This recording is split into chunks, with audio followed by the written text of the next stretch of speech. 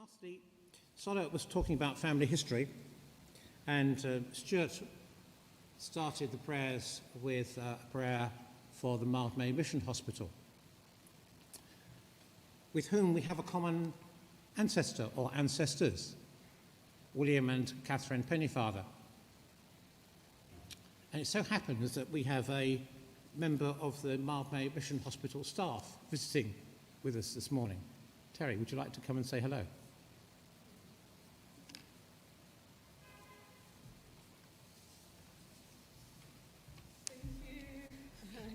You're very welcome.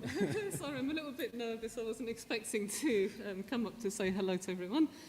So my name's Teri Milewska. So I'm the registered manager at Mildmay Mission Hospital. I'm actually a nurse by background. I've worked at the Mildmay for many, many years, originally since 2005.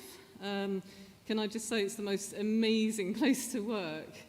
So I don't know if any of you have ever visited us or attended any of our events or anything like that. But basically, so we've been around over 150 years now. As you've mentioned, so William Pennyfather actually founded Mildmay Mission as one of his projects. Originally, it was actually founded as a hospital for homeless people around Shoreditch, just when Shoreditch actually at that point during the Victorian era was one of the worst slums of Victorian London. Gradually the hospital actually ended up developing other specialities. For a while it actually became part of the NHS in the 1950s, 1960s. Then it closed for a while, then actually reopened again as a mission hospital in the 1980s, actually specialising in HIV during the time when actually there was no treatment for HIV at all. At that point, it was sadly a hospice, lots and lots of numbers of very highly stigmatised populations actually dying very, very young or being isolated, disowned by their families and so on. But actually, gradually as treatments improved, we ended up specialising in rehabilitation, particularly neurocognitive rehabilitation, which is actually really good to see. So actually outcomes for patients have really, really improved, not just at Mildmay, but across well, really the whole world in terms of HIV. As a result of that, Mildmay actually, we started to see dwindling patient numbers just over, I'd say, the last 5 years. Just because people are living longer and actually managing, their chronic health condition much, much better than before. As a result of this, back in 2019, we actually faced closure to the point where actually all of us were even issued with redundancy letters and so on at that point. And I'm now just going to, if I can share with you actually one of the most amazing things that I've ever experienced, and actually the reason why I've actually connected with St Jude's Church today. So actually, at that point in 2019, as we were looking for a way to actually save our hospital, we looked at potentially actually diversifying our services, not just supporting people with an HIV diagnosis, but also looking at something else that we could do. So at this point, I've always had an interest in Victorian history. So I was aware of William Pennyfather and his foundations. So I actually presented an idea to our CEO.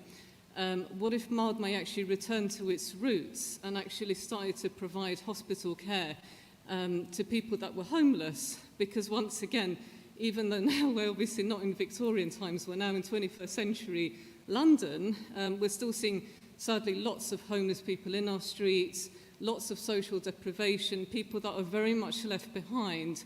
Even sometimes we saw patients outside even Mildmay's doors just lying there and uncared for, unloved.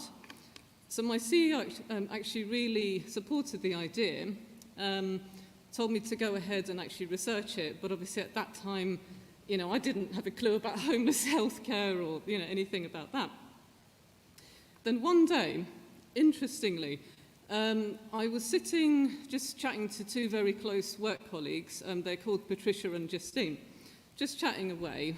Both of my colleagues are Christians. And actually, Justine mentioned St Jude. She said, actually, in her country, Uganda, her family actually really prays to St Jude. He's this amazing saint. I actually, at that point, knew absolutely nothing about St Jude. I thought, okay, that's interesting. Later that same day, I was looking on Facebook, and again I saw something about St Jude on that very day, and I thought, that's very strange, this St Jude Tadao, I've never heard of him before, and he comes up in conversation twice in one day. Now, why is that? And then interestingly, so, I was intrigued enough to actually Google him, and I saw that that very day was actually, coincidentally, his feast day, 28th of October. Now, I thought, I don't know if I believe in coincidences or what, but that's just really, really strange. So I read some more, and actually it said, St Jude is the patron saint of impossible situations, impossible causes, and hospitals. And I thought, wow. And when you just feel like this kind of, almost like a spiritual kind of, feeling. So I just, so then I called my friends, Patricia and Justine. I said, we need to pray to St Jude. I said, urgently, we really, really, really need to pray to him. So then, that's what we did. And then amazingly, everything actually started to come together at that point. So I followed the instructions from my CEO, connected with all kinds of homeless charities, organisations. There was so much interest in what we were thinking about doing, lots and lots and lots of interest. Met with the trustees. They agreed that actually the hospital should change its direction, still provide the HIV care, but also do the homeless care as well. At this point as well, one evening I was sitting in my office, and this leaflet appeared in front of me. And I was just browsing, as you do. And this leaflet, again, was about Mildmay's history. And it mentioned that actually our founder, William Pennyfather, had actually been the vicar at this very church, St Jude's. And again, I said to my colleague Patricia, I said, this is way too much of a coincidence. This is going to happen. I said, this homeless project is actually going to happen. Mildmay Mission is going to survive, absolutely, but we just have to put our faith in, absolutely. And then, 3 months later, just when COVID actually happened, very, very close to us actually about to close, we were then offered funding for homeless healthcare. So this was 2.5 years ago. We're now thriving. Our hospital is full. We're even having demands for more and more beds, more and more services keep on being added. Mildmay Hospital is alive and well. We're supporting lots and lots of patients, HIV-positive patients and homeless patients. We're helping people to live well in the community, reconnect with society, and even get them off the streets as well, because we have an aim not to discharge patients back onto the streets, but to actually get them housed.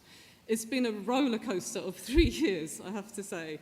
I've always known about this church since that time, but I've always said to myself, one day I should come and visit, just have a look. I didn't expect to actually come up here and tell you my story, but I thank you for listening, and I hope you've enjoyed.